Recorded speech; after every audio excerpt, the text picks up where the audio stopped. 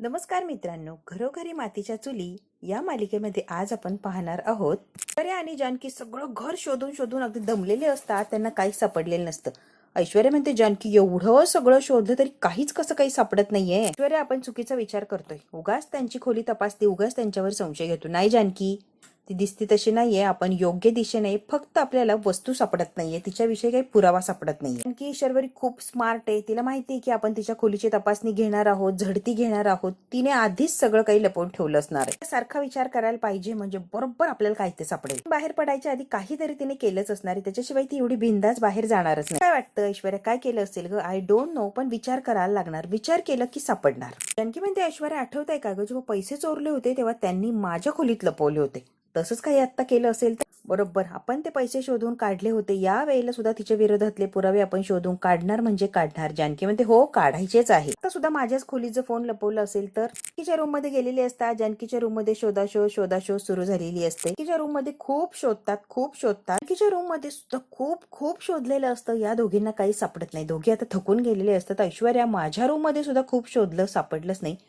Sharvari वन्सनने phone नेमकी कुठे ठेवला असेल की तो आपल्याला सापडतच नाही. ऐश्वर्या म्हणते, अशा ठिकाणी फोन ठेवला असणार आहे, त्या जागेचा आपण विचारच करू शकत नाही की तिथे ती फोन ठेवू शकते. ऐश्वर्या, जानकी विचार करतात की सगळ्याच खोल्या बघू की एकदा आपण, कुठेतरी काहीतरी नक्की सापडेल. सगळ्याच खोल्या तपासायला लागलेले असतात. शर्वरी म्हणते, खाली उतरू आणि एक सेल्फी काढायची का एकत्र? चला बरं. इतकं विचित्र, इतकी वेगळी वागत असते की सगळ्यांना शॉक बसतो की हिचं नेमकी चाललंय तरी काय. देवदर्शनाला चाललो ते मध्येच थांबवते आणि म्हणते, एक सेल्फी काढूच या. आता लगेच आई म्हणते, सुमित्रा म्हणते की अगं, देवदर्शन सोडून सेल्फी बिल्फी काय चाललंय तुझं? आई, अगदी 5 मिनिटं ग, 5 मिनिटांनी काय फरक पडतोय ग? राहुल तिला साथ देतच असतो. वातावरण छान आहे ना, मग एक सेल्फी तर काढलीच पाहिजे. ये की ग. त्यांना तिने गाडीच्या खाली उतरवलेलं असतं थांबवून, आणि आता सेल्फी वगैरे काढण्याचे नाटकं करत असते ही. पण अवंतिकाला कळत नसतं की हे शर्वरीच चाललंय तरी काय, किंवा ती काय करायचा प्रयत्न करते. अवंतिकाच्या डोक्यात वेगळंच काहीतरी चाललेलं असतं. ऐश्वर्या आणि जानकी वहिनीला शर्वरीच्या विरोधात एक तरी पुरावा सापडला असेल की नाही काय माहिती. उगाच त्या थांबल्यात घरी आणि एवढी शोधाशोध करताय. काहीच हाती लागलं नाही तर काहीच उपयोग होणार नाही. शर्वरी म्हणते, काय ग अवंतिका वहिनी, काय झालं? एवढी सिरियस काय तू? तोंड का पाडलंय एवढं? कसला विचार करतीये? काही टेन्शन आलं की काय? शर्वरी म्हणते, नाही ग, मी कुठे दिसतीये टेन्शन मध्ये? असं काहीच नाहीये. ऐश्वर्याच्या तब्येतीबद्दल काळजी वाटतेय का तुला? काय नाही, जानकी वहिनी आहे ना, घेईन तिला मॅनेज करून. ठीक आहे, मग एक सेल्फी काढूची आपण. स्माइल द्या बरं सगळ्यांनी. चला चला चला. आता छान अशी सेल्फी काढलेली असते अगदी सगळ्यांनी. आता अवंतिका मनातल्या मनात म्हणत असते, जानकी वहिनीला शर्वरीवर शंका आहे. आणि खरंच तर शर्वरीने सगळं केलंय तर एवढी खुश कशी राहू शकते, एवढी आनंदी कशी राहू शकते? ती जणू काही तिने केलंच नाहीये. ती अगदी बिंदास कशी राहू शकते? हा सगळा विचार करत असते. नॉर्मल कशी वागते ना, तेच कळत नाहीये. ती का म्हणते, शर्वरी हे सगळं करून नकळतपणे फसवत तर नसेल ना आपल्याला? काय खरंय काय खोटं काही कळतच नाहीये. अरे देवा, काहीतरी मार्ग दाखव रे. खरंच काही सुचत नाहीये आम्हाला. सगळीकडे शोधलेलं असतं, अख्खं घर त्यांनी पिंजून काढलेलं असतं. कुठेच तो फोन सापडलेला नसतो. इतकी चॅप्टर असते ही शर्वरी. कुठे काय लपवून गेलीये या बिचारे थकलेले असतात. अख्खं घर त्यांनी बघितलेलं असतं. कुठेच काही हाती पुरावा लागलेला नसतो. सगळ्यांच्या रूम चेक केलेले असतात, हॉलमध्ये चेक केलेलं असतं, सगळीकडे चेक केलेलं असतं. कुठेच काही सापडलेलं नसतं. शर्वरीने अशा ठिकाणी तो फोन लपवून ठेवलाय की या स्वप्नात सुद्धा विचार करू शकत नाही. म्हणून ती एवढी बिंदास असते आणि एवढी खुश असते. हे सगळं करून सुद्धा अगदी ती नॉर्मल वागत असते. शोधून शोधून शोधून अगदी दमून गेलेले असतात. शेवटी आता ते सगळं शोधतात आणि दमून थकून हॉलमध्ये येऊन बसलेले असतात. अरे देवा, ऐश्वर्या, एवढं सगळं शोधून एवढा ड्रामा करून काहीच उपयोग झाला नाही. आपल्या हाताला तर काहीच आलं नाही. आणखी म्हणते, सगळे वापस यायच्या आधी सगळ्या खोळ्या आवरून परत जिथले तिथे ठेवायला लागतील, नाही तर आपल्यावर संशय येईल. चल पटकपट कामं करायची. यांचं इकडे देवदर्शन सुद्धा झालेलं असतं. देवदर्शन छान झालं. राहुल म्हणतो, अगदी मनासारखं देवदर्शन झालं. खरंच खूप छान वाटतंय, प्रसन्न. शर्वरी असते सारखी अवंतिकाकडे बघत असते. अवंतिका बहिणी काही सांगत नाही, पण हिने कसलं टेन्शन घेतलंय कळतंय की मला. आता या शर्वरीचं सगळं लक्ष या अवंतिकावर असतं आणि अवंतिका इतकी घाबरलेली असते की आता माघारी फिरायचंय. 1-1.5 तासात हे माघारी जाणार असतात. अवंतिका बहिणी, जानकी बहिणी, ऐश्वर्या बहिणी ज्यासाठी घरात थांबल्या त्याचा काही फायदा होणार नाही. त्यांना काहीही सापडणार नाहीये. डोंट वरी. आणि तू तर अजिबात घाबरू नको. त्यांच्या हाती काही लागणार नाही, त्यामुळे मी सुद्धा पकडली जाणार नाही. Relax relax.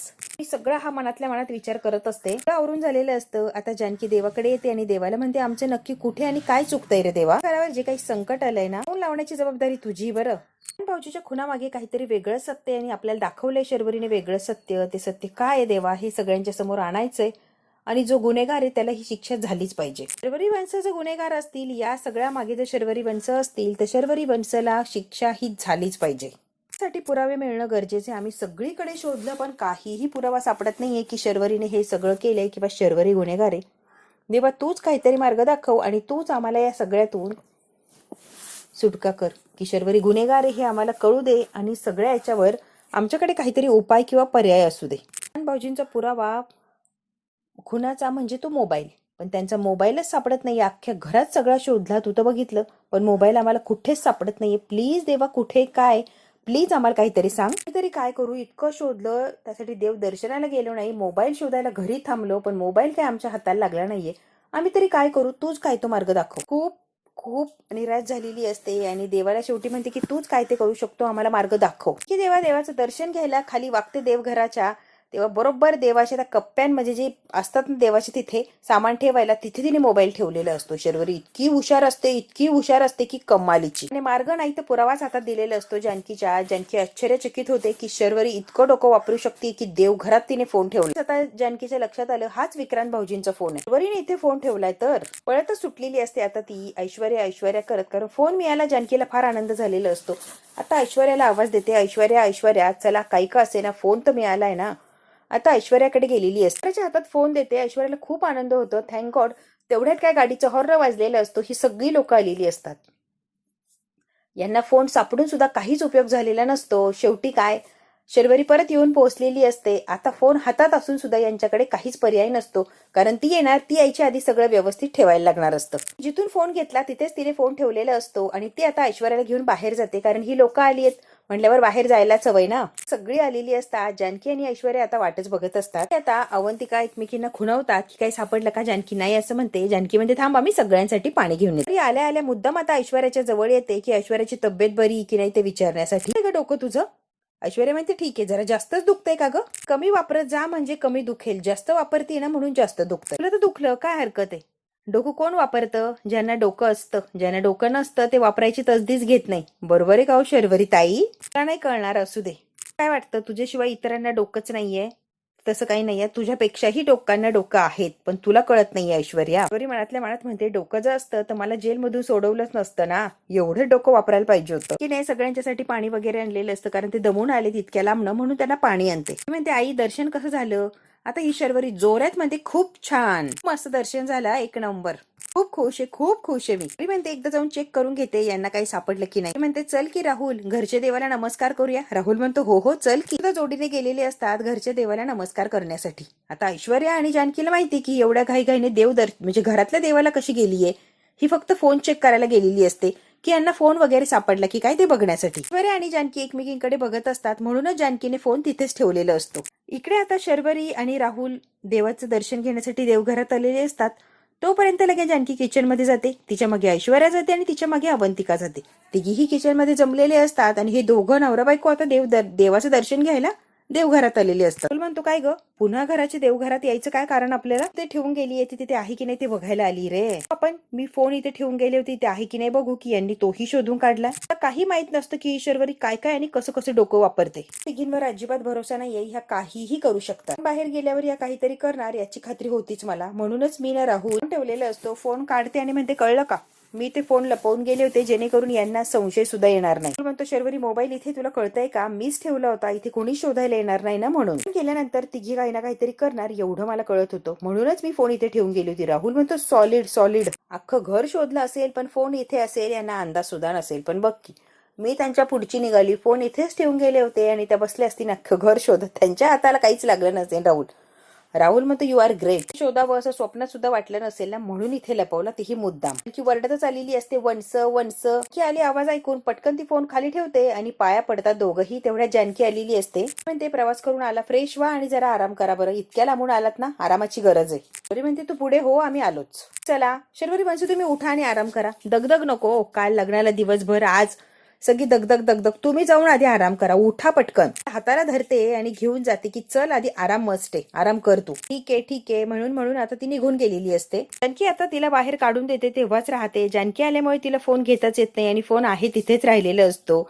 आता मात्र शर्वरी अडकलेली असते.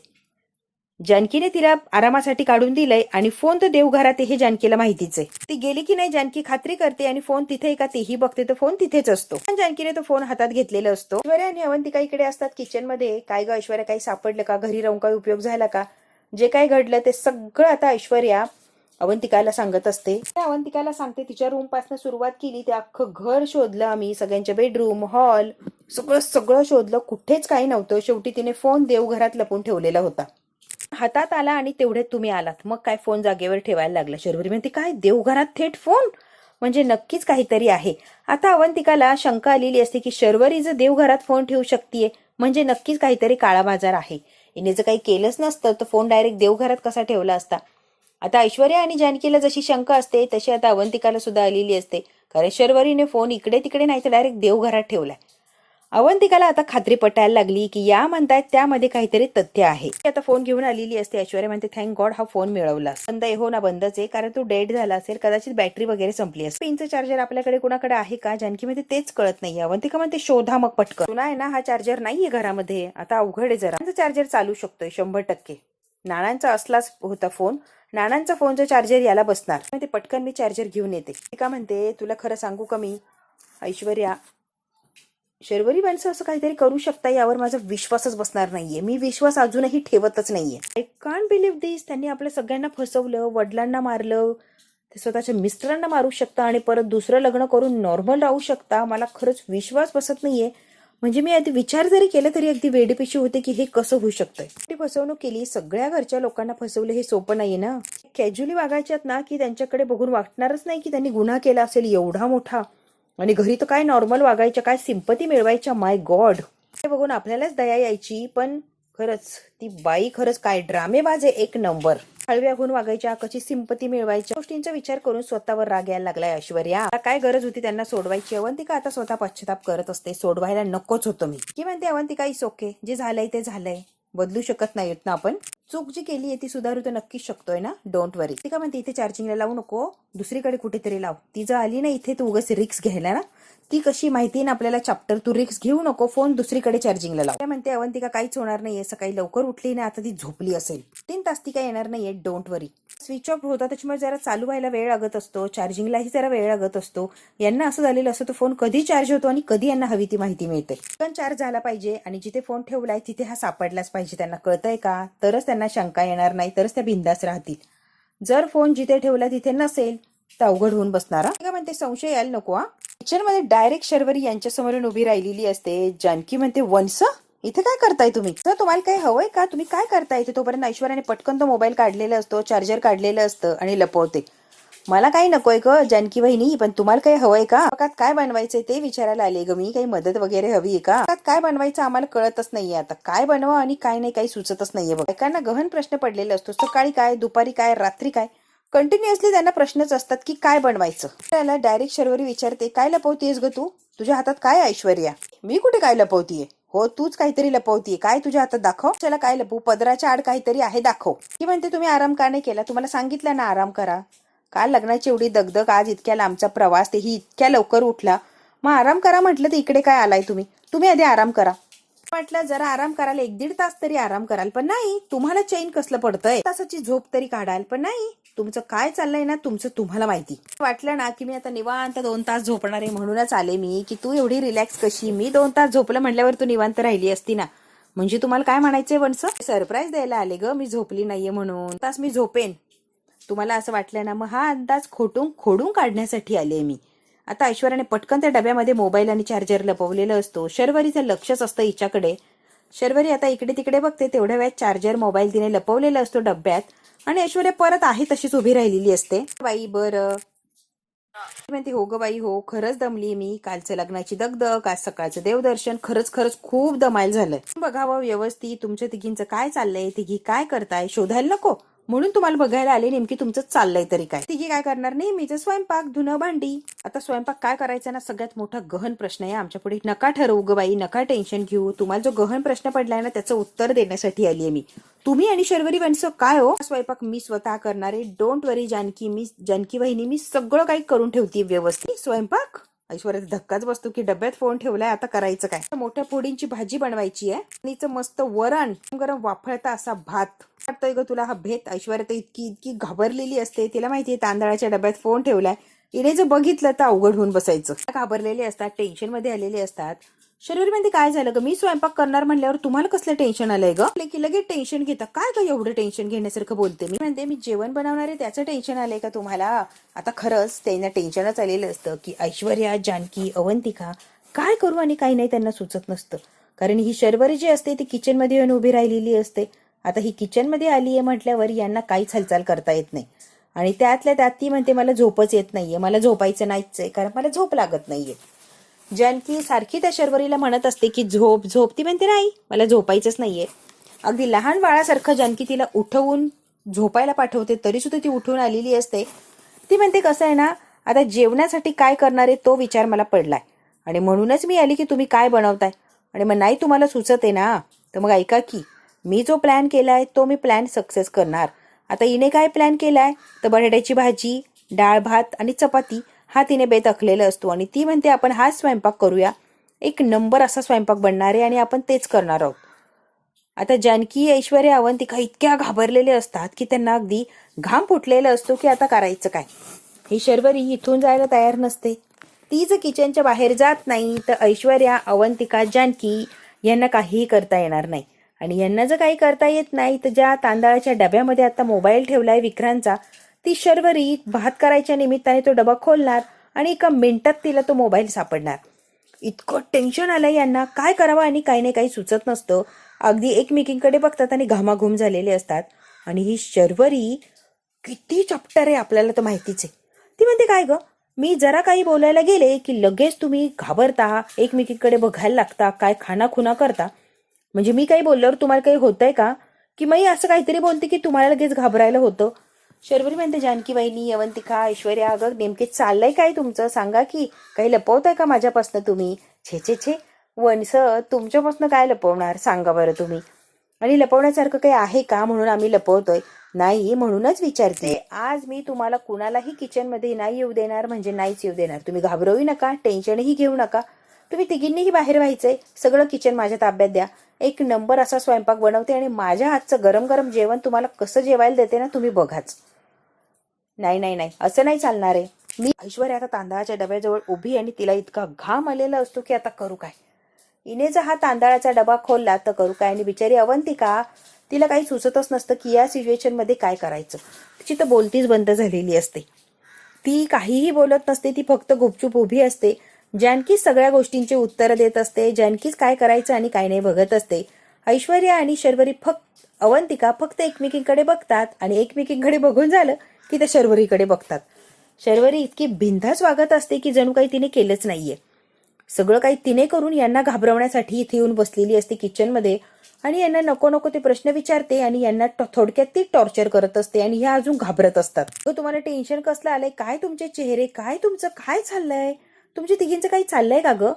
आता जानकी हसते, काय चालणार आहे वंश, तुम्ही तरी काय विचारता आणि टेन्शन येण्यासारखं काय म्हणून आम्हाला टेन्शन यायचंय सांगा बरं. घेऊ नका. आणि सगळ्यात महत्वाचं, एवढं बेसिक तर आईकडनं शिकलीच आहे मी.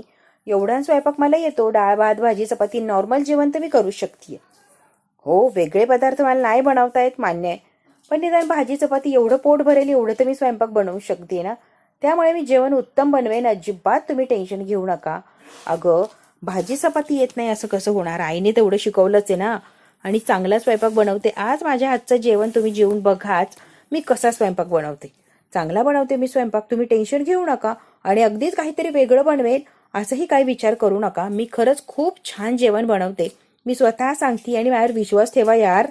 एवढं काय टेन्शन घेताय की जणू काही मोठा गहन प्रश्न पडलाय तुमच्या पुढे, तुमची चोरीच पकडली गेली असं का चेहरा केलाय ग तुम्ही. की माहिती वनचं टेन्शन काय आणि आम्हाला कसलं टेन्शन यायचं, आम्हाला आहे की तुमच्यावर तेवढा विश्वास. माहिती तुम्ही निदान खाऊ शकतो एवढं तर जेवण बनवू शकताय व्यवस्थित, त्यामुळे टेन्शन वगैरे नाही आलंय. पण नको, कालच लग्न झालंय ना, लगेच स्वयंपाक वगैरे कुठे बनवताय, नव्याचे 9 दिवस तर होऊ दे की. कशाला तसदी घेताय स्वयंपाक वगैरे, एवढ्या लोकांच्यासाठी स्वयंपाक बनवायचा म्हटल्यावर फार स्वयंपाक बनवायला लागणार. आणि प्लीज तुम्ही असं काही करू नका, एका दिवशी तुम्हाला स्पेशल दिवस देऊया, त्या दिवशी फक्त तुम्ही स्वयंपाक बनवायचा. जानकी म्हणते वंश तुम्ही आराम करावा ना एवढीच इच्छा आहे, जा बरं तुम्ही आराम करा. हे स्वयंपाक बिंपाक काय तुम्ही डोक्यात खूळ घेतलंय, आणि रोज काय तुम्ही बनवता का? मी बनवतेच ना, मग तुम्ही कशाला काही टेन्शन घेताय? जा आणि तुम्ही तुमच्या खोलीत आराम करा. काय म्हणते, हो ना एक्झॅक्टली, तुम्ही टेन्शन घेऊ नका, बनवूया आम्ही. अवंतिका म्हणते, एक्झॅक्टली, स्वयंपाकाचं टेन्शन तुम्ही घेऊ नका, जानकी बहिणी आहे की एक्सपर्ट, ती बनवेल सगळं आपल्यासाठी छान जेवण. तू आहेस, तुम्ही सगळे आहातच, सगळं छान जेवण बनवताच ग, रोजच्या रोज आमची काळजी घेतात. पण कधीतरी तुमच्यासाठी काहीतरी करण्याची संधी द्या की मला. असं काय करताय तुम्ही? प्लीज मला काहीतरी करू द्या. म्हणते, तुला त्रास कमी व्हावा, तुझ्यासाठी काहीतरी करावं, असं कधीच काही करत नाही ग आम्ही काय मस्त खातो पितो ऐश करतो. तुझा विचार कधीच करत नाही जानकी वहिनी, आणि म्हणूनच तुझा विचार करून आजचा स्वयंपाक मी बनवणार असं मी ठरवूनच आलीये. आणि काहीही झालं तरी मी स्वयंपाक बनवणार म्हणजे बनवणार. मी या किचनमधून कुठे जात नसते. जानकी वहिनी, आजच्या दिवस एक दिवस तरी चान्स दे ना ग, तुझ्यासाठी काहीतरी करायचा. तू तर रोज आमच्यासाठी काही ना काहीतरी करते, मग आजचा दिवस दे की, करू दे की आम्हाला काहीतरी. तू नसतेच माहिती ना, तू जे जेवण बनवते ते आनंदाने खाते, कारण तू तेवढं स्वयंपाक बनवतेच. पण आज असं वाटतंय की मी माझ्या हाताने काहीतरी बनवावं आणि तुला आराम करायला द्यावा, तुला छान असं जेवण जेवायला द्यावं. म्हणून म्हणते मी, करू दे की मला स्वयंपाक प्लीज. अगं मीही छान बनवते स्वयंपाक, करू दे की मला. की बहिणी, तू माझ्यासाठी खूप काही केलंय, म्हणजे त्याची मी शब्दात सुद्धा वर्णन करू शकत नाही, आणि उपकार कसे मानू, आभार कसे मानू कळतच नाहीये. तू माझ्यासाठी जे काही केलंय ना ते कोणीच करू शकत नाहीये, आणि फक्त ते तू करू शकते ते दाखवून दिलेस तू. तू great is great, you are simply great. मोठ्या प्रॉब्लेम मधून बाहेर काढलंय मला तू. फॅक्ट राहुलला आणि मला इथेच राहा असं म्हटली ना, त्याचा तो खूप आधार वाटतोय आम्हाला, खूप म्हणजे खूप. तर एवढं कुणी कुणासाठी करत नाही, पण तू मात्र करतेय ना, त्याचं फार फार कौतुक लागतंय आम्हाला. जानकी बहिणी, थँक्यू सो मच. माझ्यासाठी आणि राहुलसाठी तू काय काय केलंय ग. हे छोटे छोटे एफर्ट्स घेऊ दे, मला करू दे काहीतरी, आणि मलाही छान वाटेल ना. नेहमीच तू सगळं करते, कधीतरी मलाही काहीतरी करू दे, आणि मलाही छान वाटेल ना की जी जानकी बहिणी माझ्यासाठी एवढं सगळं करते, तिच्यासाठी काहीतरी करायचा चान्स मिळाला, याच्याने मलाही बरं वाटेल ना. प्लीज जानकी बहिणी, करू दे ना ग काहीतरी. जानकी, अवंतिका, ऐश्वर्या तिघींचं आता बोलतीच बंद झालेली असते की आता करायचं काय. शर्वरी इथून जाण्याचं काय नाव घेत नसते, आणि हीच किचनमधून बाहेर गेली नाही तर तो मोबाईल ती शोधणार, आणि तिला जर मोबाईल सापडला तर यांनी एवढा सगळा खटाटोप केलाय त्याचा काहीच उपयोग होणार नाही. शर्वरीला माहिती असतं तिघीजणी मिळून काहीतरी प्लॅन करताय, आणि तो माझ्या विरोधातच आहे, म्हणून ती डायरेक्ट किचनमध्ये येऊन उभी राहिलेली असते. ही माझ्या आयुष्याची नवी सुरुवात झाली आहे, त्यामुळे मला स्वयंपाक बनवू द्या प्लीज, काहीतरी करू द्या. शर्वरी जायचं नाव घेत नसते, अगदी हट्टाने ती तिथेच थांबून स्वयंपाक बनवायचा आग्रह करत असते. हाताने स्वयंपाक बनवावा प्लीज प्लीज प्लीज, एवढी इच्छा तर पूर्ण करू द्या माझी प्लीज. भाग इथेच संपतोय. पुढच्या भागात काय होणार आपण अगदी थोडक्यात बघूया. शर्वरी माणसं अचानक स्वयंपाक करायचा हट्ट का केलाय, जानकी, ऐश्वर्या, अवंतिका त्यांच्यात बोलत असतात. किचन मध्ये येत नाही, मग आजच का. बेपाक बनवण्यात काही प्लॅन तर नसेल ना. लावणारे म्हणल्यावर तांदळाचा डबा उघडणार, मग त्यांना फोन मिळणार. अवंतिका म्हणते आता अवघड आहे, ऐश्वर्या म्हणते नाही नाही असं होतं कामा नाही. बरी किचन मध्ये उभा राहून अजूनही थांबलेली असते, आणि ती विचारच करत असते की आता काय आणि कसं करायचं, पुढे काय करायचं. आता तांदळाचा डबा उघडण्यासाठी सुरुवात करते ती तांदळाच्या डब्यापासूनच. डायरेक्ट तांदळाच्या डब्याला ती आता हात घालायला लागलेली असते, कारण तिला माहिती आहे तांदळाच्या डब्यात ऐश्वर्याने काहीतरी लपवलंय.